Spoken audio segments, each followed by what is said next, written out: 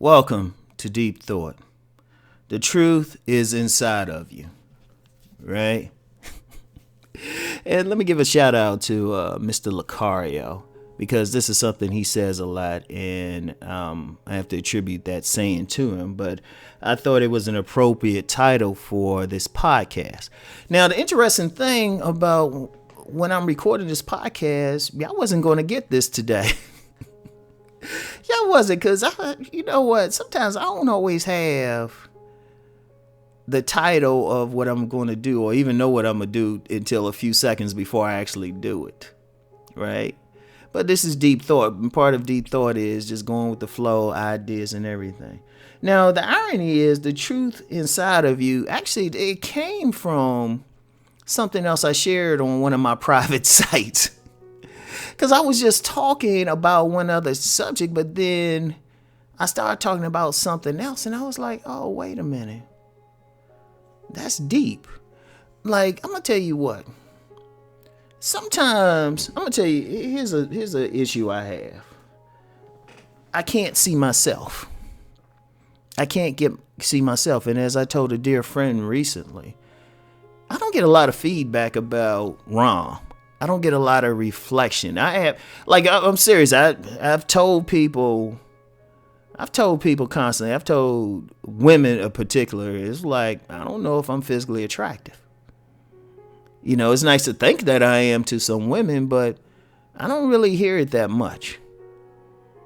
You know, now everybody hears it sometime, but then I don't hear it to the point of, I don't hear it to the point where I'm thinking, oh yeah, I'm the man, right? I don't hear it to that point. Yeah, I've heard it, but some babies say, oh yeah, you're handsome. It's like, okay. But, right? And that's just one example. This ain't about like my physical appearance or anything. But, or what vexes me more, I don't actually get a lot of feedback about my personality or how it comes across to people. I don't have too many people to like tell me about myself in a constructive way, right? Now I've had people do that and I appreciated it, right? But and when I say constructive, they could be the good things, this could be the bad things. You don't hear that enough. And one thing I've always tried to be is humble myself to always be open to whatever I am, right? Let my ego get too much out of control, which is hard because our ego is there to protect us. And my ego does a great job protecting me, right? But as a result of that, I might not know why something works, right? Now, look, one of the reasons I do the dating coaching thing, dating advice and all of that, I've been on a lot of dates. I've, quite frankly, been out with a lot of women. I really don't know why, personally. And in fact, a lot of because I violate half the stuff I tell people to do. Because a lot of what I do is based on seeing it work for other folks. It really is. It really is. It sounds like a weird thing, but because I said what I'm doing I might be the exception to the rule. In some cases, I really am. Because I see other people doing something that's working for them, and I'm doing the total opposite, and it's working for me. All right. So even then, I'm like, I'm not sure what it is about me. Right. And like I said, I don't get the feedback. Because, one thing, and this is one thing I do know about myself, people see me as, they see me as confident as a good word, arrogant as a bad word, right? So they probably feel like I already know. Really, I don't. I just believe in myself. That's the one thing. I do know that about me. Somebody don't have to tell me about it. I believe in myself. But as a result of that, sometimes I forget why I do stuff or why I have insights onto stuff, right? But the thing is, and I said all that to say the truth was always there about why.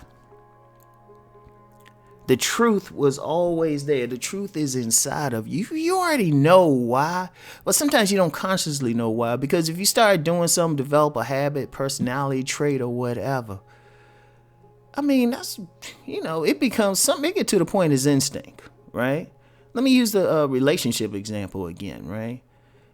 You get some guys and they'll see a guy like, say, really good with women or something, or even a woman who's really good with men, right? Since we got men and women on here, right? People who are good with the opposite sex. And some people say they must be a natural. I was like, no, they probably cultivated it, but they cultivated it to the point, right? They cultivated it to the point it seems like instinct. It seems natural.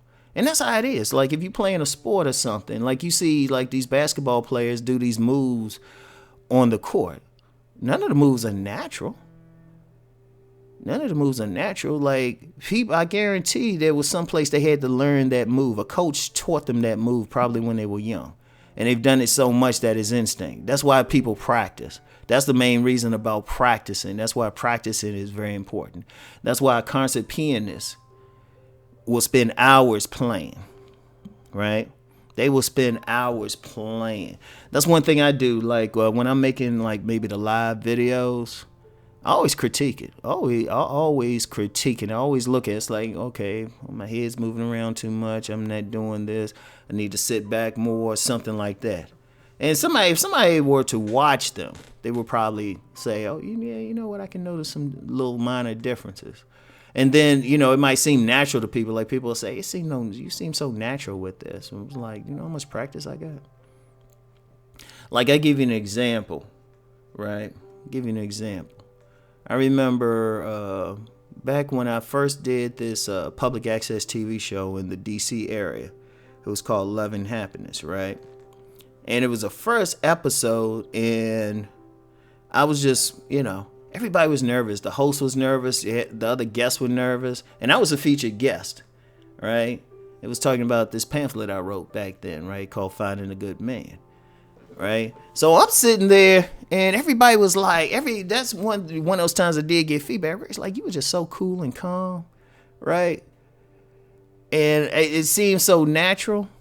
And it was kind of funny they were saying that, right? As I get to why I seemed that way. But it was funny they saying that because I had a blue suit on, right? Never forget, I had a blue suit, and it was good they had like kind of air conditioning there. It was a good, nice environment. But I kept the suit jacket on the whole time I was there. And they might not have thought of why, but I did because I was so nervous. But if I had taken that suit jacket off, y'all would have saw like some big puddles under my arms and everything. That was that type of nervous, like the strongest antiperspirant wasn't working on it, right? But I look cool and calm.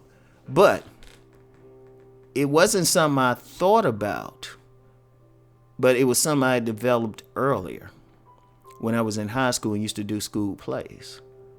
So I knew how to be cool and calm in front of an audience, even if I really wasn't, That's why it's like in most cases, except for one time, and I think I talked about it in one of my platforms, there was one time I got caught really off guard and was unprepared, right? I think I talked about it on this site when I was like real nervous speaking in front of some people because I was caught that much off guard. I think it was this one. I got so many platforms now, right? But what had happened was I still had the skill within me. Now, that's not even just for skills, but just knowledge. We know stuff. We know why. But deep down, we look outside of ourselves for it. Now, in order to find the truth within you, sometimes it's good just to talk it out. That's why I kind of like doing stuff, and that's why I like when people ask me questions. Because sometimes I don't know why. If you ask me to do it just on instinct, I might not know why. But if I got to sit down and think about it, it's like, oh, wait, boom, right? Boom. So it was like, just explaining, like telling people about something. I'll say, oh, this is why this works. It's like, oh, wait, I knew it all along. It's kind of like The Wizard of Oz. right? And people don't realize the Wizard of Oz, when it was written by a Mason. It was some deep esoteric stuff in the Wizard of Oz, right? Deep esoteric stuff. That deserves like an hour breakdown. But it was written in symbols and everything. But the thing is, if you get down to the main thing, it was about having the power within. Like Dorothy, she could have went home anytime. The Good Witch of the West was like, or Good Witch of the East, wherever she was from, Glinda, Lena Horne, if y'all saw The Wiz, back in the day, for your older folks, right? She was like, you could have went home anytime. You always had the power. And, that's the thing. Sometimes we always know the answer. The truth, we always know the answer. But you know what? We have to reach inside and say, this is it. We have to, sometimes we got to talk it out. Maybe with someone else, maybe with ourselves, write it out, something like that. It always comes up, right? So, anyway, that's it. Something to think about. All right, as always. I'll talk to y'all later. Peace and blessings.